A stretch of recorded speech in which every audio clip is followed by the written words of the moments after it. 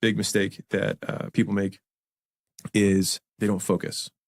And that's the one that you're talking about, which is do I start a new business? Do I fix the business I'm at? And the woman in the red dress is always my joke, but the new opportunity always looks more interesting, which is why it's so compelling as a sales pitch. Is like most sales pitches are red women in the red dress. And you do it that way because that's what convinces the most people. I teach that. Of course. That's what convinces the most people to switch opportunities, because you say, if you only knew, it's so much easier over here, right?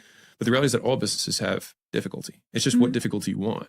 And so different styles of businesses have difficulties at different stages. So like information businesses, for example, are the easiest businesses to start, hardest to scale. Software businesses are the hardest businesses to start, the easiest to scale. E-commerce is somewhere in the middle, right? You have to have capital, but then they have logistics, supply chain issues on the back end. So like there's kind of difficulties on both sides. And so every type of business, service, for example, easy to start, harder to scale. You can scale, it just takes longer because you have to train people and recruit people, and people are the business. And so like there's always difficulty with whatever business you have.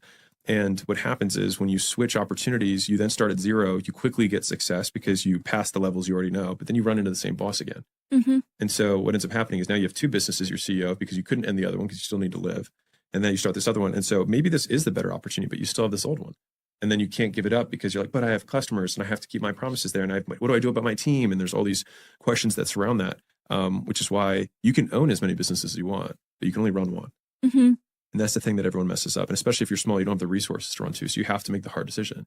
You have to say, no, I'm going to continue to fix this because it's my belief that every business can get to $100 million a year.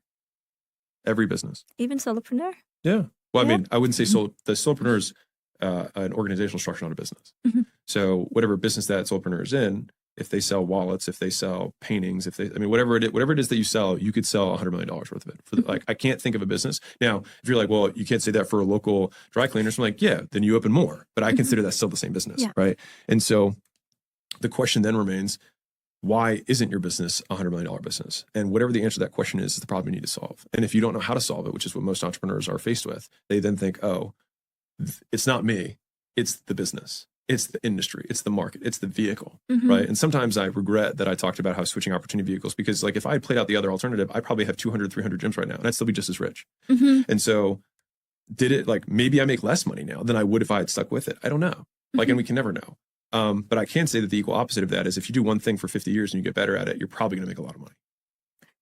That is a great permission, because I think ever since I heard you first actually talking about opportunity vehicles, I was like, I might not be in the right opportunity vehicle. I might do everything wrong because I'm just rowing in a boat and everybody's on the... It's such a compelling visual. And it's just because it speaks to the pain. It's just the ultimate easy button is if I only had this other vehicle, and if I were just doing the same thing I'm doing now, I would get 10 times more than I'm getting, or 100 times more. And the thing is that sometimes it's true, but it's so attractive that 9 times out of 10 it isn't true, because it's only true when the model is the limiter.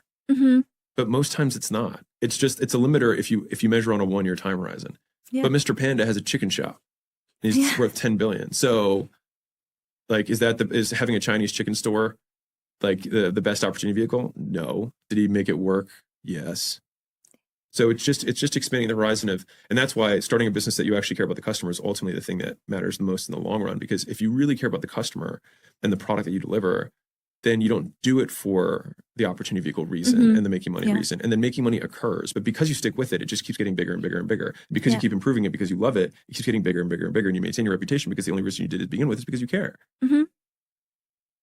That's actually the unlock, I think, that many people are missing. It's like, oh, what niche do I go in? Is it like... Start wherever one you want. Yeah. But do the one that it's either some pain you overcame, something you're very passionate about, or it's a professional skill. But I'll say this other thing that I think is worth doing is that people have this fallacy that they've made the wrong pick. Like, what if I pick wrong, right? I pick the wrong business, I pick the wrong niche.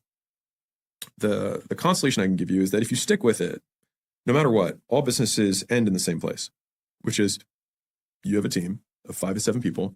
You have a head of marketing, you have a head of sales, you have a head of IT, head of legal, head of ops, head of finance. And they're really all competent people and they run the business. And so your actual day-to-day is the same.